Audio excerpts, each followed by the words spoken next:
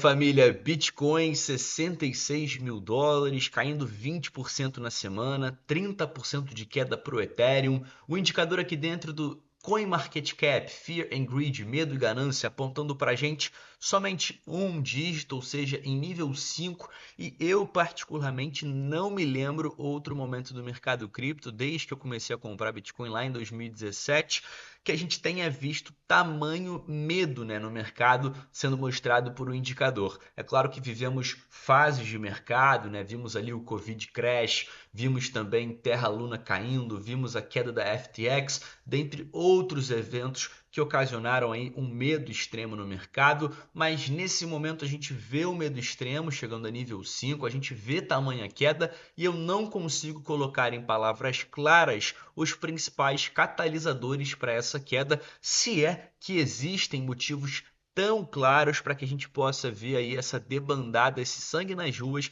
esse medo intenso no mercado cripto. Então, Bitcoin 66, mas o cenário já foi pior, chegou ontem nessa quinta-feira com essa debandada, com essa liquidação em massa a 62 mil dólares, né? Dentro do Fear and Greed ele aponta para a gente 9, ou seja, divergindo um pouco do que aparece no CoinMarketCap, mas claro, não tirando aí todo, né, essa gravidade desse momento do mercado cripto, ou seja, a situação é crítica, o Bitcoin se mostra muito fragilizado, se mostra, claro, sobrevendido no seu RSI, mas a gente ainda não vê movimentações claras de que o Bitcoin pode ver aqui uma mudança de tendência, pode ver uma mudança de direção. Então, nesse momento, né, você deve estar se perguntando o porquê o Bitcoin está caindo. Dentro da CNBC, eles falam aqui que o Bitcoin evita por pouco cair abaixo de 60 mil dólares ao se recuperar de mínimas, né? Amanhece essa sexta-feira nos 66 mil dólares e a pergunta que fica é: como perdemos 85, 90 mil dólares tão rápido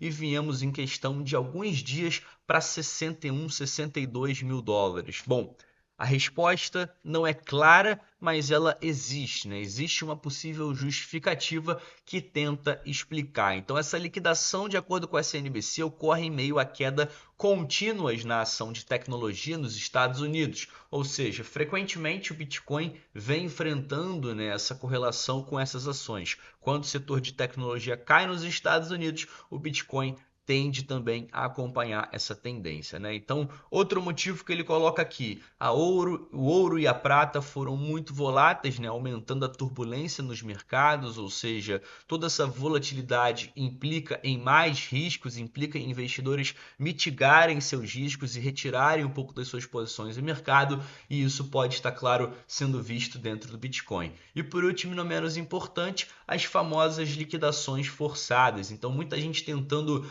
acertar o fundo do Bitcoin, muitos touros, né, longando o criptoativo e sendo liquidados com força. Então, vimos um número de liquidações em termos de bilhões de dólares, de mais de 2 bi, patamar que inclusive supera eventos traumáticos como a queda da FTX, como o Covid crash, ou seja, que mostra pra gente que embora não tenha algo muito grande acontecendo que impacte diretamente no seu preço, o medo sim é extremo e as liquidações sim estão muito altas. Então a gente ainda não encontra esse fundo, enquanto isso os touros estão sendo liquidados com força pelos ursos. Então o Bitcoin nesse momento fragilizado, mas a gente ainda busca encontrar esse fundo que é difícil dizer, é difícil cravar se já aconteceu ou ainda não. Bitcoin sobrevendido, é verdade, no RSI, Bitcoin testa ali 60, 61 mil dólares, mas na minha opinião existe espaço para a gente sim testar, quem sabe, o patamar dos 56 mil dólares,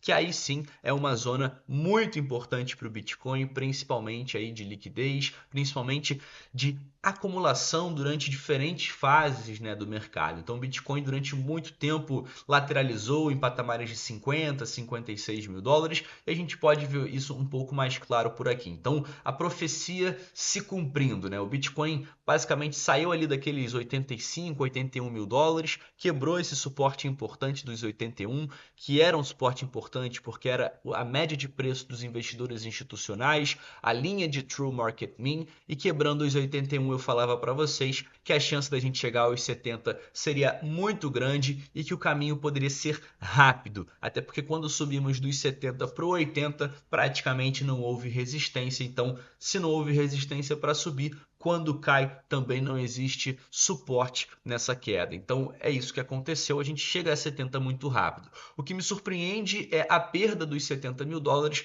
em tamanha velocidade. Então, a gente passou por esse bolsão de ar que existia entre 70 e 80, né, que eu falava para vocês, e aí a gente teria aqui, na teoria, um Massive Point Control, né, que basicamente a gente tem um ponto histórico aqui de trade volume, de volume de trade, historicamente no Bitcoin, e parecia que esse patamar demoraria um pouco mais a ser superado, e algo que não aconteceu. Agora, na minha opinião, a gente olha como suporte principal do Bitcoin em 50, 56 mil dólares, porque, como diz aqui, essa faixa de consolidação de 2024 foi de quase 8 meses, né? O Bitcoin negociando acima de 1 trilhão de market cap, onde o preço ficava ali em 50, 52, 53 mil dólares. Então, todas as quedas que a gente viu naquele momento em 2024, abaixo dos 50 mil dólares, ela foi rapidamente comprada. Então, a gente viu o governo alemão vendendo muitos bitcoins, a gente viu a Mt. Gox depois de muito tempo distribuindo moedas. Então, houve ali um choque de oferta no mercado, onde muitas moedas novas, né, estavam sendo colocadas à disposição, estavam sendo colocadas à venda,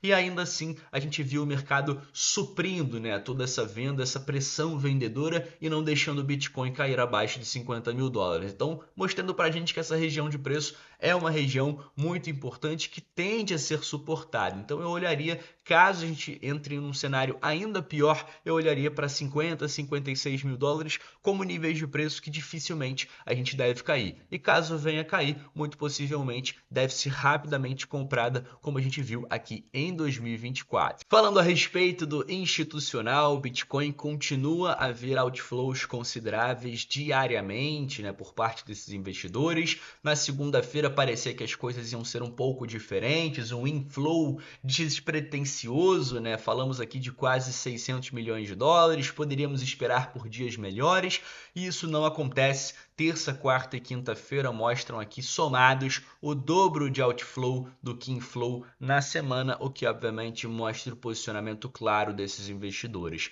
Mas, sendo bem sincero com vocês, isso não me preocupa tanto assim. Se a gente for acompanhar dentro do perfil do Eric Balchunas, que é o especialista da Bloomberg quando o assunto é ETF, ele traz o seguinte dado: o preço do Bitcoin caiu 44% desde outubro, mas o Bitcoin, que nesse momento é segurado pelos ETFs, apenas caiu 6,6%. Ou seja, nós temos menos de 7% de queda no tamanho da quantidade de Bitcoins que são holdados por todos esses investidores institucionais.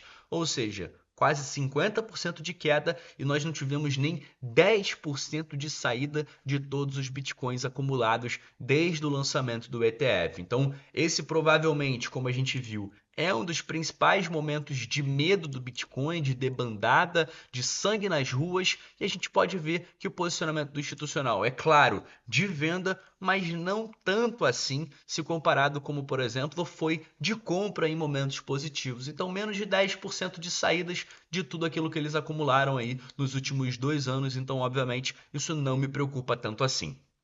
Falando um pouquinho com vocês sobre o macro, né? Ou seja, pontos que podem influenciar diretamente nas linhas gráficas, principalmente quando o assunto é economia nos Estados Unidos. Existe uma nova chance aqui até o dia 14 de fevereiro, ou seja, 8 dias da data da gravação desse vídeo, que poderemos ver um novo shutdown, ou seja, uma nova paralisação do governo.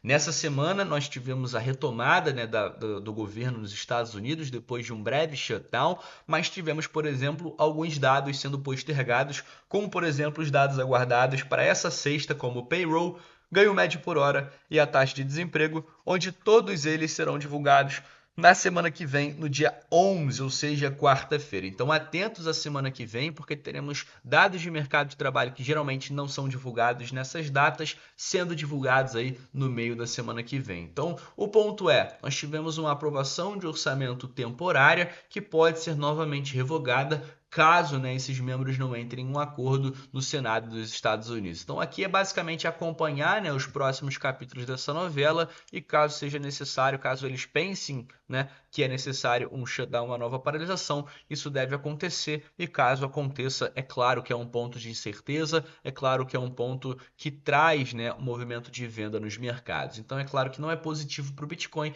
caso a gente veja uma nova paralisação do governo americano.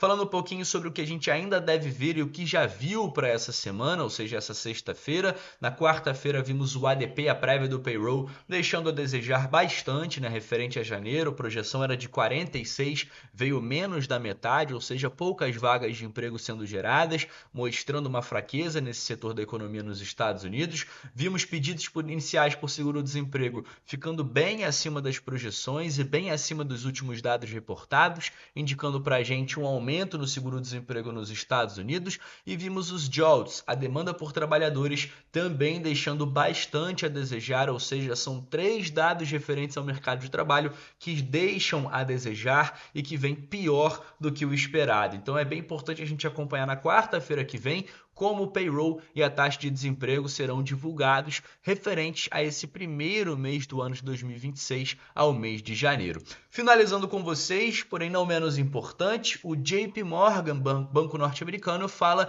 que o Bitcoin nesse momento está cada vez mais atraente do que o ouro no longo prazo. Ou seja, o ouro nesse momento se mostra muito forte, mostra muita volatilidade, é verdade. Inclusive existia sempre uma comparação do ouro com o Bitcoin, que o ouro era mais seguro devido à sua falta de volatilidade, e isso de fato está mudando. A gente vê uma manipulação muito grande no ouro nos últimos meses, nas últimas semanas, o que, claro, mostra que o ouro também tem uma grande volatilidade, assim como o Bitcoin. Então, o Bitcoin, conhecido como ouro digital, nesse momento reconhecido por bancos americanos como um investimento mais atraente até mesmo do que o ouro, que possui um market cap trilionário muito superior, mais de 30 vezes maior do que o Bitcoin. Então, se, sei lá, 10% desse mercado do ouro entrar para o Bitcoin, a gente está falando de triplicar o preço do Bitcoin. E é claro, é questão de tempo, na minha opinião, não de 2 semanas, de 3 meses, mas questão de alguns anos para que a gente possa ver esse reconhecimento não só por parte do JP Morgan, como também por parte de outros investidores institucionais